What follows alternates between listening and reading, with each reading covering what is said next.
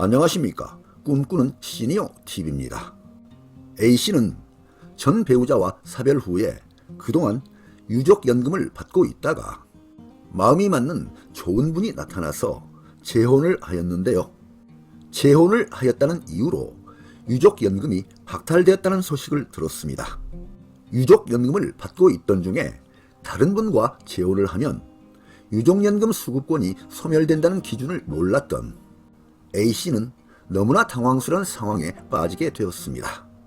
이렇게 재혼 시 유족연금 수급권이 소멸되는 이유는 현행 국민연금법에서 유족연금을 받고 있다가 재혼하면 유족연금 수급권이 소멸한다고 정하고 있기 때문입니다. 국민연금법에서는 이와 같이 유족연금 수급권의 소멸 사유에 배우자인 수급권자가 재혼한 때를 규정하고 있습니다. 조국혁신당 김선민 의원이 국민연금공단에서 받은 국정감사 자료에 따르면 2020년에서 2024년 6월 기간에 재혼으로 인하여 유족연금이 소멸한 사람은 4,920명입니다. 사별 후 재혼할 때 유족연금을 박탈하는 이유에 대하여 이지연 국민연금공단 연금사후관리부장은 사망한 배우자의 유족연금을 받다가 재혼하면 전 배우자의 유족이라는 신분관계가 단절된다. 재혼하면 새롭게 상호부양 의무자가 생긴다고 설명하였다고 합니다. 이런 설명 속에는 재혼하면 경제 수준이 나아진다는 가정이 들어있는데요. 재혼한다고 해서 꼭 경제 사정이 좋아지는 것만은 아닌데 그런 점은 고려되지 않은 것으로 보입니다. 실제로 받는 유족연금을 보면 그렇게 큰 액수는 아닙니다. 2024년 5월 기준 1인당 월평균 35만 8,262원으로 나타났습니다. 이 금액은 국민연금 1인당 평균액인 65만원의 55%에 불과한 금액입니다. 유족연금은 국민연금 수급자나 10년 이상 가입자 등이 숨지면 배우자, 자녀, 부모 등에게 지급합니다. 그리고 사망자가 받던 연금의 40 내지 60%가 나옵니다. 그런데요, 이런 유족연금을 받던 배우자가 재혼하면 수급권이 소멸하게 되는 것입니다. 이런 기준은 공무원연금, 사학연금, 군인연금에도 동일하게 적용됩니다. 그래서 이런 유족연금 소멸 규정은 재혼의 걸림돌이 될 수도 있다는 말이 나옵니다. 다음은 2024년 국민연금 제도 개요입니다. 국민연금의 종류는 크게 세 가지로 분류하는데요. 노령연금은 10년 이상 가입하고 정해진 나이가 되면 받을 수 있는 연금입니다. 우리가 보통 말하는 국민연금의 종류가 이 노령연금을 말하는 것입니다. 장애연금은 국민연금 가입 기간 중에 질병 또는 사고로 인해서 장애가 발생할 경우에 받을 수 있는 연금입니다.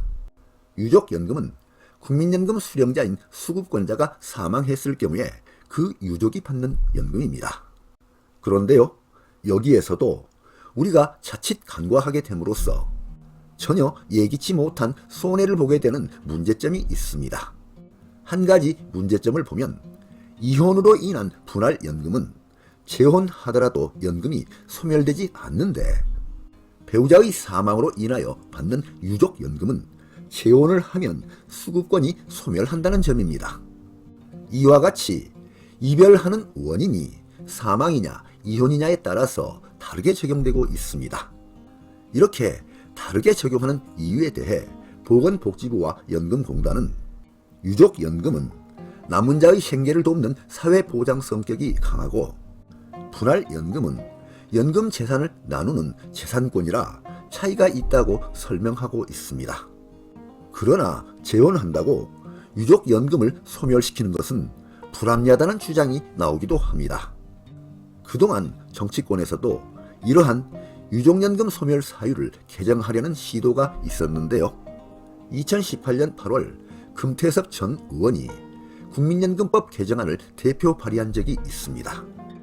헌법재판소에서도 유족연금 소멸 조항에 대해서는 치열한 공방이 있었는데요. 2022년 8월 헌재 천원재판부는 유족연금 소멸 조항의 유현법률 심판 사건에서 5대4로 합헌 결정을 했습니다. 반면 4명의 재판관은 사별 전 경제적 생활 공동체를 구성해 연금 형성에 기여했는데 이런 점을 고려하지 않고 유족의 지위를 상실했다는 이유만으로 유족연금 수급권을 영구히 박탈하는 것은 합리적 입법으로 볼 수 없다고 반대 의견을 냈습니다.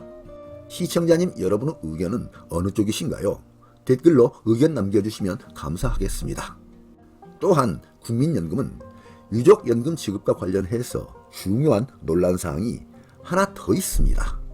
본인이 국민연금 수급자일 때에는 유족연금과 본인의 연금 중 한 가지만 받을 수 있다는 조항입니다.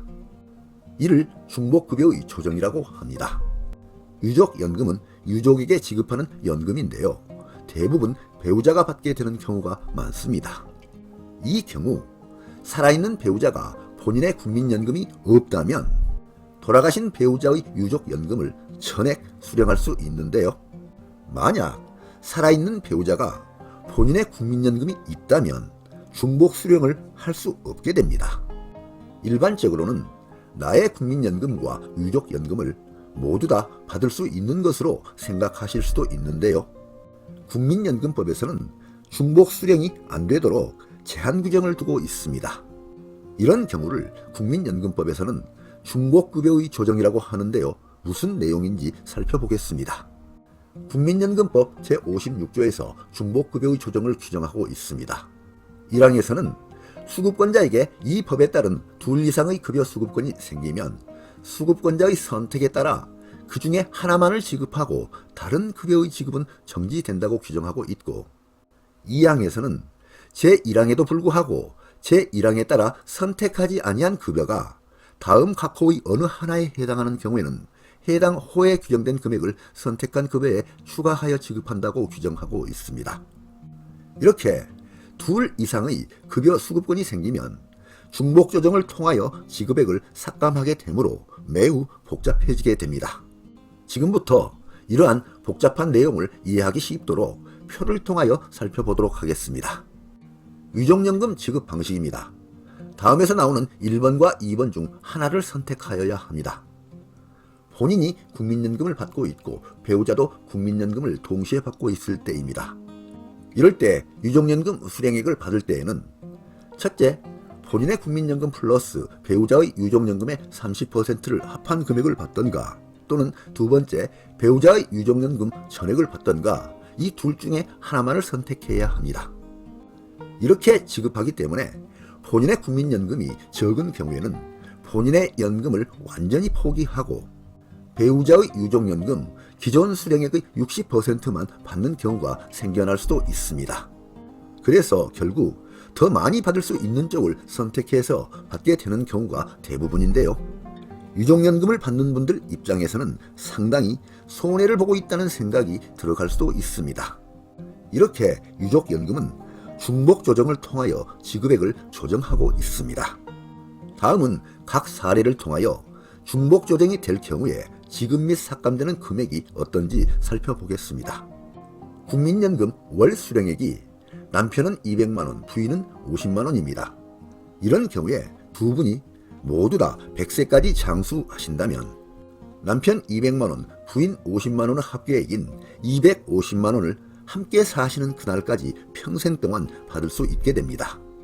그런데요, 200만원을 받고 있던 남편이 먼저 돌아가시는 경우에는 남편이 받던 연금액 200만원의 60%인 120만원 정도를 남아있는 부인에게 유족연금으로 지급을 하게 됩니다. 그런데요, 부인에게 유족연금 120만원을 지급하려고 보니까 부인 본인이 국민연금 50만원을 받고 있는 것입니다. 이런 경우 남편의 유족연금과 부인의 국민연금 두 가지를 모두 중복하여 지급할 수는 없게 됩니다. 그러면 이런 경우에는 어떻게 될까요? 이런 경우에는 뒤에서 제시하는 두 가지 방법 중에 하나를 선택하여 지급받도록 되어 있습니다. 선택할 수 있는 두 가지 방법입니다. 첫째, 본인 연금을 포기하고 남편의 유족연금 120만원만 수령하는 방법. 두 번째, 본인 연금 50만원 플러스 유족연금의 30%인 36만원을 합하여 합계금액 86만원을 수령하는 방법인데요. 이 두 가지 중에 한 가지를 선택해야 합니다. 이런 경우에는 남편의 유족연금 120만 원이 본인의 국민연금 플러스 유족연금의 30%인 금액 86만 원보다 더 많기 때문에 통상적으로 남편의 유족연금 120만 원을 선택하여 받게 되는 경우가 더 많습니다. 그래서 남편의 유족연금 120만 원을 선택하시면 배우자 본인이 납입해온 본인의 연금은 포기를 해야 된다는 결과가 나오게 됩니다. 다음은 유족의 범위를 보겠습니다. 국민연금은 유족의 범위가 법에 정해져 있습니다. 유족의 범위는 법 제73조에서 정하고 있는데요. 국민연금법상 유족이란 사망자에 의하여 생계를 유지하고 있던 가족으로 아래의 요건을 충족하는 배우자, 자녀, 부모, 손자녀, 조부모 순위 중 최우선 순위자에게 유족연금을 지급한다고 규정하고 있습니다. 그 순위를 보면 배우자, 자녀, 부모, 손자녀, 조부모 순위입니다. 이와 같이 유족의 범위가 국민연금법에서 명확하게 정해져 있기 때문에 1순위인 배우자가 없어서 유족연금을 받을 사람이 없다면 남은 유족 중에 최우선 순위에 따라서 지급을 합니다. 이와 같이 유족의 범위가 정해져 있기 때문에 국민연금법에서 정하고 있는 유족이 없다면 유족연금은 받을 사람이 없어 그대로 사라지는 것입니다.